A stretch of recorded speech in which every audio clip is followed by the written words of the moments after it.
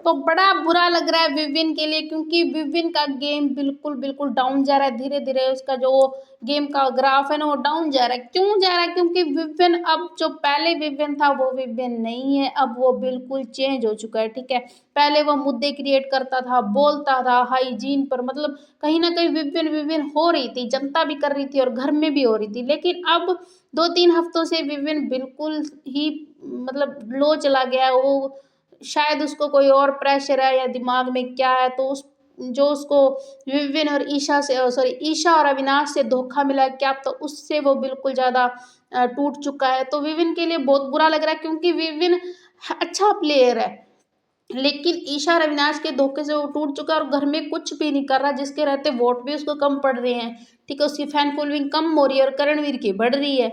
तो ये चीज़ बहुत गलत हो रही है विविन के साथ। अगर विविन ऐसे ही रहा तो ये मतलब टॉप 2 तक भी नहीं जा पाएगा।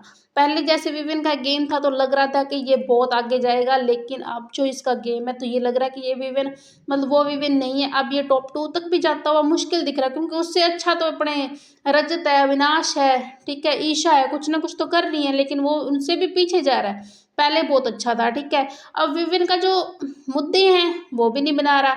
अविनाश ने उसके साथ धोखा किया तो उस पर भी उसने कोई रिएक्शन नहीं किया। अब इसमें इनकी चाल भी हो सकती है, क्योंकि ये बग्गा को बचाकर और दिग्विजय को बाहर निकालना चाहते हैं, दिग्विजय या चाहत को भी बाहर निकालना चाहते हैं। ईशा अविनाश की चाल भी हो सकती है, लेकिन अब देखते हैं ये क्या करते हैं, क्योंकि विविन का तो है ही कि वो अभी इतनी जल्दी जाने वाला नहीं है। तो इनकी चाल हो सकती है कि दिग्विजय और चाहत में से किसी एक को घर से बेघर करें। तो जब ये टास्क करवाया गया था तो उसमें करणवीर को चोट भी लगी है। तो यहाँ पे चोट भी लगी है।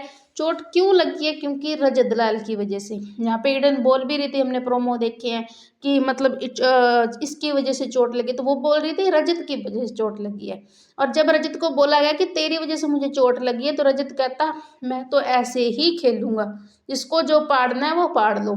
ठीक है, तो वो कहता है मेरे जब मैं खेल रहा था तो मेरे बीच में मत आया करो, क्योंकि वो खुद को ऐसा बाहुबली समझता है, बलशाली समझता है कि मेरे आगे जो आएगा उसको चोट लग जाए। तो अपनी ही पावर का गलत यूज करा, ये बात उसकी बहुत गलत है।